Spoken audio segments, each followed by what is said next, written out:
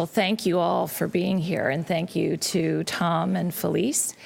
And I also want to say a special thank you to Margot Jackson, who couldn't be here today, for all the work that she did on the volume.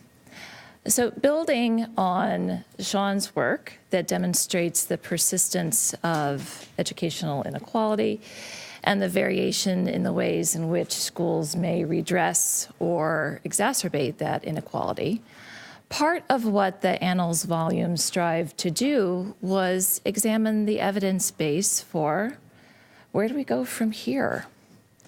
What might policy do to help make things better?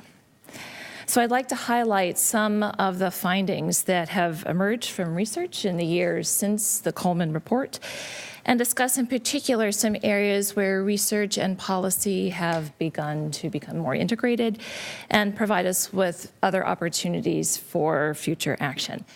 That said, I think it's important to remember just how deep and embedded our structural problems are above and beyond the policy interventions that I'll mention now.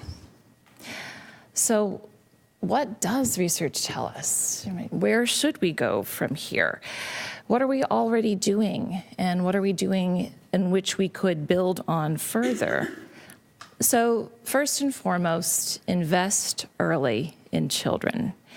Evidence from many studies suggests that support during the early years of life, when children are in critical and sensitive periods of development before K-12 education starts outside of school, can benefit a range of children's outcomes. As we know, early childhood is a key period of development when circumstances have far-reaching effects that track into adulthood.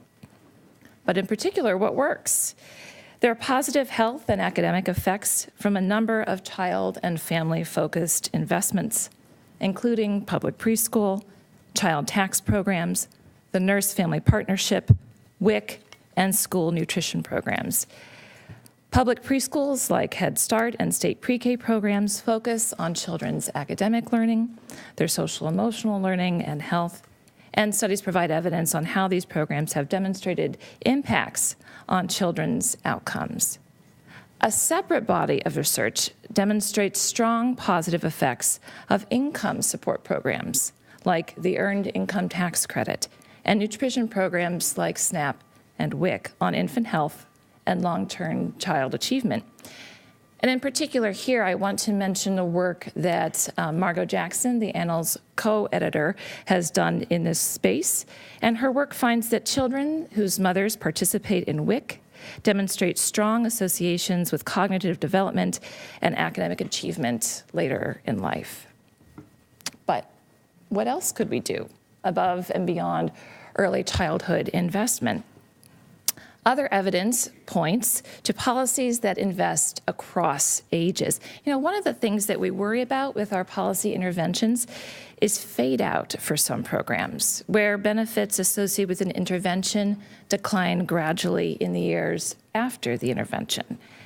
Convincing evidence suggests that fade out is less pronounced and that interventions are more effective when combined and sustained with investments during school years. And in particular here, I'd like to point to evidence from Bo Jackson and Rucker Johnson and their work demonstrating that the effects of early childhood education spending, Head Start, are larger when coupled with higher spending on K-12 education. But what else should we do? There is also mounting evidence that finds promise in programs that engage and support parents through technology. Recent evidence from Susanna Loeb, from Ariel Khalil, and from our contributor to the Annals volume, Matt Kraft, suggests that well-designed text messaging programs can support parents of young school-age children in home literacy. These interventions have had large effects on parental involvement in school, home literacy activities, and children's learning gains. In particular, I want to mention a texting program that Susanna Loeb and her colleagues have launched. It has produced early literacy assessment scores that are 11% higher, of a standard deviation higher overall. And for children with the highest learning needs, their early literacy assessment scores are 31% of a standard deviation higher, suggesting potential for redressing some aspects of inequality. These programs provide promising examples of how research evidence from small pilot studies could be scaled in ways that are affordable, accessible, and support parents and children's learning. But what about the schools? Research from scholars, including Raj Chetty, John Friedman, and many others, underscore the importance of quality teachers to students' academic achievement and their long-term economic well-being.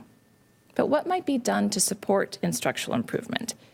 Here, evidence suggests that programs that feature both new curriculum materials and opportunities for teachers to study those materials in depth support instructional improvement. These programs allow teachers to think often with colleagues about how best to teach specific lessons included in the new materials. And the curriculum materials are often modest in scope, so they're units or supplemental instruction rather than year-long textbooks. This allows teachers to work intensively on revising manageable amounts of instruction.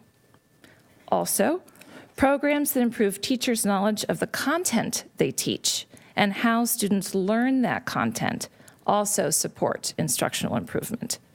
Here, for instance, high-intensity programs in which dedicated coaches observe and provide feedback to participating teachers 10 or more times in an academic year, so intensive, do appear to improve instruction and lead to stronger student outcomes.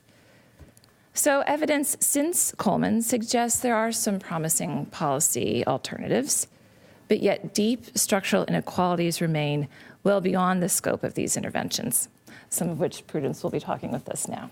Thank you.